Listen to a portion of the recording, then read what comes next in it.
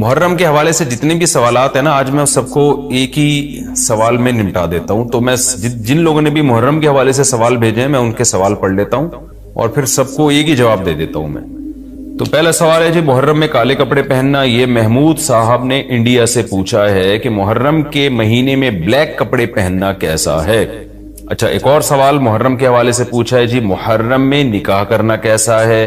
یہ سوال پوچھا ہے جی ظہور احمد نے کشمیر سے کہ اگر شادی محرم یا سفر کے مہینے میں کی جائے کیسا ہے. کچھ لوگ کہتے ہیں کہ ٹھیک نہیں ہے. اچھا بھائی آگے چلتے ہیں ہم. 10 محرم کو کون کون سے نبی کو نجات ملی. یہ سوال پوچھا ہے جی محمد نے. انہوں نے پوچھا ہے کہ جی کیا ان سب باتوں کی کوئی اصل ہے کہ آدم علیہ السلام کو آسمانوں سے 10 محرم کو اتارا گیا، حضرت نوح علیہ السلام کی کشتی اسی دن ٹھکانے لگی، حضرت ابراہیم علیہ السلام کو 10 محرم کو آگ میں ڈالا گیا، اس کی کیا حقیقت ہے. آگے ایک اور سوال پڑھ لیتے ہیں ہم. کیا قیامت محرم میں آئے گی؟ کیا قیامت 10 محرم کو قائم ہوگی؟ محمد فہد نواز ڈیرہ اسماعیل خان سے. اچھا جی آگے پوچھتے ہیں جی عاشورہ کے روزے کی فضیلت. یوم عاشورہ کے روزے کا کیا حکم ہے؟ محمد اقبال جموں کشمیر سے. اسی طرح عاشورہ کے دن کے حوالے سے ایک سوال پوچھا ہے جی 10 محرم کے ساتھ ایک دن کا روزہ ملانا، کیا صرف یوم عاشورہ کا روزہ رکھا جا سکتا ہے یا 10 محرم کے ساتھ 9 یا 11 کا روزہ ملانا بھی ضروری ہے؟ یہ سوال پوچھا ہے جی ساجد صاحب نے کراچی سے. عاشورہ میں قضا روزے کی نیت کرنا، کیا کسی کے قرض روزے رہتے ہوں اور وہ عاشورہ کے دن میں قضا روزے کی نیت بھی کر لے تو وہ قضا روزہ ہو جائے گا یا نہیں؟ یہ محمد اسماعیل نے راول پنڈی سے پوچھا ہے جی محرم کے دنوں میں روزے رکھنا، یعنی محرم کے عام دنوں میں روزے رکھنا. یہ سوال پوچھا ہے جی کیا محرم کے پہلے تمام 10 دنوں میں روزے رکھ سکتے ہیں؟ یہ صوبیہ ناز صاحبہ نے پوچھا ہے کرناٹک انڈیا سے. 10 محرم کو دسترخوان وسیع کرنا، یہ بڑا دلچسپ سوال ہے، اس میں میرا خیال ہے سب کو بہت زیادہ دلچسپی ہوگی. 10 محرم کے دن دسترخوان وسیع کرنے کی کیا فضیلت ہے جبکہ 10 محرم کو روزہ رکھا جاتا ہے؟ 10 دن میں کچھ کھاتے پیتے نہیں اور افطار کے وقت 11 محرم شروع ہو جاتی ہے، تو اس حدیث پر کس طرح عمل کیا جائے گا؟ عائشہ صاحبہ نے کراچی سے پوچھا ہے. اور ایک اور سوال ہے جی محرم میں حلیم بنانا کیسا ہے؟ کیا محرم میں شوقیہ حلیم بنانا اور کھانا جائز ہے؟ محمد زبیر. اور اسی سے ملتا جلتا ایک سوال ہے جی حلیم کا تلفظ کیسے کریں؟ سبحان اللہ، یہ محرم میں لوگ حلیم بنائیں گے تو کچھ حلیم کو دلیم کہہ رہے ہوں گے، کچھ سلیم کہہ رہے ہوں گے، کچھ وسیم کہہ رہے ہوں گے. تو اس سے پھر سلیم اور وسیم کو تو غصہ آئے گا کہ یار ہمارا نام حلیم کو کیوں دے رہے ہو. تو یہ بھی سوال پوچھا ہے جی حلیم کو حلیم بولنا چاہیے یا دلیم بولنا چاہیے، اس بارے میں وضاحت فرما دیں. محمد طاہا. یہ سارے محرم اور محرم سے ملتے جلتے سوال تھے آج کے سیشن میں، تو میں نے کہا ایک ہی دفعہ میں سارے سوالات میں پڑھ لوں، پھر ایک ہی دفعہ میں ان سب کے جوابات ہو جائیں تو اچھا ہے. دیکھیں محرم کے بارے میں غلط فہمیاں بہت ساری ہیں. پہلے تو میں یہ عرض کروں محرم کی اسلام میں فضیلت کیا ہے اور کیوں ہے یہ فضیلت. رسول اللہ صلی اللہ علیہ وسلم نے فرمایا کہ محرم کو آپ صلی اللہ علیہ وسلم نے شہر اللہ قرار دیا ہے. صحیح حدیث ہے کہ آپ صلی اللہ علیہ وسلم نے فرمایا، صحیح مسلم کی حدیث ہے کہ رمضان کے روزوں کے بعد سب سے زیادہ جو روزے افضل ہیں وہ شہر اللہ المحرم، اللہ کے مہینے محرم کے ہیں، یعنی اللہ کی طرف اس محرم کی نسبت کی جا رہی ہے. تو یہ ایک بڑی فضیلت کی چیز ہے. اور قرآن میں جن 4 مہینوں کو محترم قرار دیا ہے، عرب ان مہینوں میں جنگ و جدال کو حرام سمجھا کرتے تھے کہ یار یہ ناجائز ہے، اس میں جنگ نہیں کرنی چاہیے، ان مہینوں کا احترام لازم ہے. ان میں 4 مہینوں میں محرم بھی ہے، محرم، رجب، ذی الحجہ، ذی قعدہ، ذی الحجہ، یہ 4 مہینے ہیں جو محترم ہے، لیکن ان میں پھر رجب بھی داخل ہے اور ذی قعدہ بھی اور ذی الحجہ بھی، تو یہ بھی ہے. اور 10 محرم کے روزے کی بڑی فضیلت ہے. آپ صلی اللہ علیہ وسلم نے فرمایا 1 سال کے گناہوں کی معافی کا ذریعہ بنتا ہے. لیکن آپ نے فرمایا کہ یہودیوں کی مشابہت نہ کرو، کیونکہ یہودی 1 روزہ رکھتے ہیں تو ہم 9، 10 یا 10، 11 2 روزے ملائیں گے. تو یہ محرم کی فضیلت ہے. اور یہ کیوں ہے اس کی ہمیں وجہ معلوم نہیں ہے. جیسے کسی نے ابھی بھائی نے سوال پوچھا نا ایک کہ اس میں کوئی واقعات ہوئے تھے، تو پہلے میں بتا دوں 10 محرم میں جب نبی صلی اللہ علیہ وسلم نے محرم کے مہینے کی یہ فضیلت بیان کی تو اس کو کسی واقعے کی بیس پہ بیان نہیں کی ہے.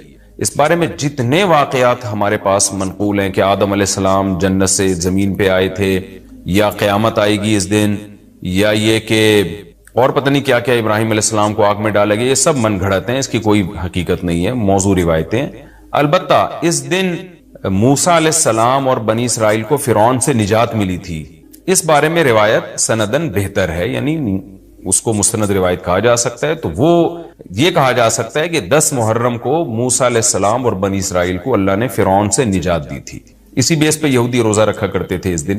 تو یہ روایت کے علاوہ باقی جتنے بھی واقعات ہیں سب من گھڑت ہیں۔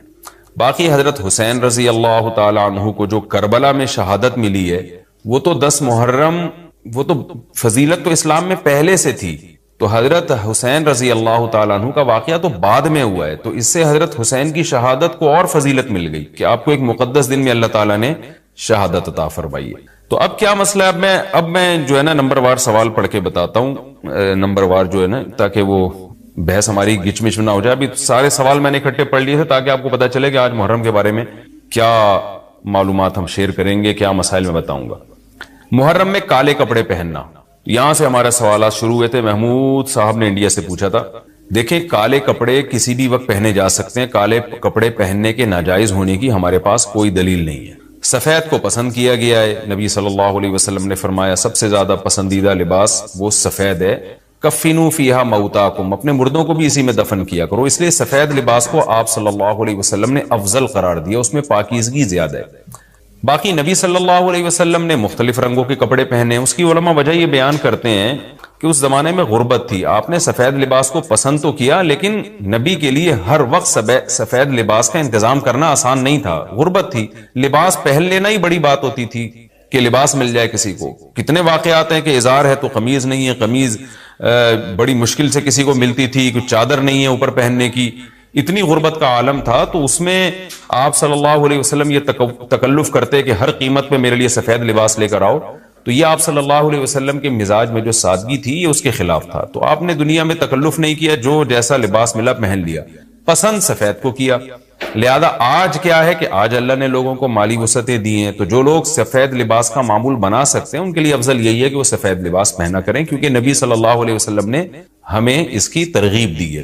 خود کیوں نہیں پہنا، اس میں تکلف تھا، یعنی پراپر انتظام کرنا مشکل تھا، تو جو آیا پہن لیا آپ صلی اللہ علیہ وسلم نے، کیونکہ ایک چیز مشکل ہے اس میں اتنا تکلف کرنا، یہ خود بھی تو نبی کے مزاج کے خلاف ہے، تو اس لیے ہم کہتے ہیں کہ بھئی جو ملے پہن لو، لیکن اگر لوگ آج کل تو لباسوں میں تکلف ایسے ہی بہت ہو رہا ہے، تو آپ نے جب سلوانے ہی ہیں، خریدنے ہی ہیں، تو سفید کو ترجیح دیں آپ، اس میں پاکیزگی زیادہ ہے، اس میں طہارت زیادہ ہے، آپ سفید لباس کے عادی ہو گئے، آپ سے کلر والا لباس پہنا نہیں جائے گا۔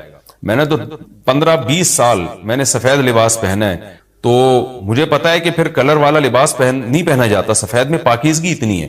اب میں پہنتا ہوں کلر والا لباس، وہ وجہ اس کی ہے کہ بعض دفعہ گھر والوں کا اصرار ہوتا ہے، بعض دفعہ کیمرے کی ریکوائرمنٹ ہوتی ہے، وہ کیمرہ سفید لباس کو کیچ نہیں کر پا رہا ہوتا، وہ کیمرہ مین کہہ رہا ہوتا ہے بھائی کوئی اور کلر، کوئی اور کپڑے پہن کے وغیرہ وغیرہ۔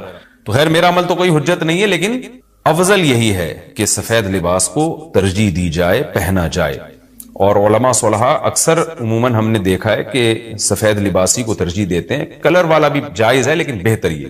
تو محرم میں بھی سفید ہی ہے، سفر میں بھی سفید ہی ہے، ربیع الاول میں بھی سفید ہے، تو محرم میں سفید کے بالکل الٹ کر لینا، کالا پہن لینا، یہ تو بالکل سفید کے اپوزٹ ہو گیا نا۔ تو ہم یہ نہیں کہہ رہے کہ کالا لباس پہننا ناجائز ہے، لیکن آپ سفید سے اگر آپ نے یوٹرن لیا بھی تھا تو گرے پہ آ جاتے، گرین پہ آ جاتے، ایک دم آپ بلیک پہ آ گئے، تو بہرحال یہ یعنی کراہت سے خالی نہیں ہے، اس کا معمول بنا لینا۔ تو ناجائز میں نہیں کہہ رہا، تھوڑا سا ناپسندیدہ ہے کہ آپ سنت پر عمل نہیں کر رہے تو سنت کے بالکل اگینسٹ تو نہ جائیں نا آپ، یعنی بالکل ہی کالا پہن لیں تو بالکل اس کے اپوزٹ ہے۔ جائز ہے کالا پہننا بھی، لیکن بہتر بہرحال نہیں ہے۔ اور محرم میں کالا پہننا تو ہماری رائے میں بالکل ناجائز ہے، کیونکہ یہ شیعہ حضرات کی اپنی ایک رائے ہے، ان کی اپنی ایک دلیل ہے، ان کا اپنا ایک کانسیپٹ ہے، وہ یہ ہے کہ محرم میں حضرت حسین شہید ہوئے تھے تو ایک بڑے غم کی بات تھی، تو ہم غم منانے کے لیے کالا کپڑا پہنتے ہیں۔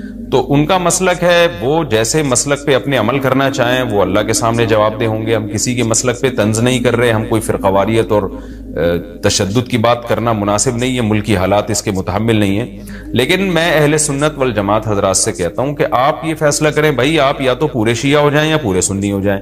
تو اگر آپ اہل سنت والجماعت کو فالو کرتے ہیں، اور اہل سنت والجماعت کے ہاں جو قرآن اور حدیث اور صحابہ یہ حجت ہے، تو ہمیں تو قرآن و حدیث میں کہیں بھی نہیں ملتا کہ غم میں تم کالے کپڑے پہنو یا غموں کو مناؤ۔ قرآن میں کیا ہے؟ الذین اذا اصابتہم مصیبۃ قالوا انا للہ وانا الیہ راجعون. اہل ایمان کو جب کوئی مصیبت پہنچتی ہے تو وہ کہتے ہیں ہم اللہ ہی کے لیے ہیں اور ہم نے اللہ ہی کی طرف لوٹ کر جانا ہے. وہ صبر کرتے ہیں. حضرت حسین رضی اللہ تعالی عنہ کی شہادت یہ بہت بڑا غم ہے، بہت بڑا غم ہے، لیکن اس غم کو ہر سال منانا، اس کے لیے شرعی دلیل کی ضرورت ہے. اہل بیت کی تعلیمات کو فالو کیا جائے گا. آپ کسی کی محبت میں اس کی تعلیمات کو نہیں توڑ سکتے. اہل بیت کی بھی یہی تعلیمات ہیں کہ صبر سے کام لینا چاہیے ہمیں. اور غم منانا بھی اگر کسی کا ہونا، جیسے آپ کے والد کا انتقال ہو گیا، تو اس میں بھی شریعت آپ کو اجازت نہیں دیتی کہ آپ کالے کپڑے پہنے غم منانے کے لیے، بلکہ اس میں بھی شریعت کیا کہتی ہے کہ غم پہ صبر کریں. جو آنسو آپ روک سکتے ہیں اس کو بہائیں نہیں، اور صبر کریں. غیر یعنی اختیاری طور پر جو آپ کو رونا آ رہا ہے وہ معاف ہے. تو جب غم پہنچا ہو اس وقت شریعت آپ کو غم کے طور پہ کالے کپڑے پہننے کی اجازت نہیں دے رہی. تو جب غم 1400 سال پرانا ہو اور ہر سال اس تاریخ پہ آپ کو منانے کی شریعت کیسے اجازت دے رہی ہے؟ یہ تو ایک طرح کی برسی ہو گئی نا. نبی صلی اللہ علیہ وسلم کے وفات سے بڑا غم کو اس امت کو ہوگا. ربیع الاول میں آپ صلی اللہ علیہ وسلم کی وفات ہوئی، لیکن ربیع الاول ہر سال آتا تھا. صحابہ، تابعین، تبع تابعین، خود اہل بیت کیا اس ربیع الاول میں کوئی غم مناتے تھے؟ بالکل بھی نہیں. اس مہینے میں شادیاں بھی کرتے تھے، جو خوشی کی بات ہوتی تھی اس پہ خوشی بھی مناتے تھے. تو ہمیں نہیں ملتا کہ صحابہ، تابعین یا خود اہل بیت نے، یا سیدنا حسن اور حسین رضی اللہ عنہما یا سیدنا علی ابن ابی طالب رضی اللہ عنہ کی یہ تعلیمات ہو کہ غم کو ہمیں منانا ہے کالے کپڑے پہن کے یا کسی بھی طریقے سے اسلام میں غم منانے کی آپ کو اجازت نہیں ہے.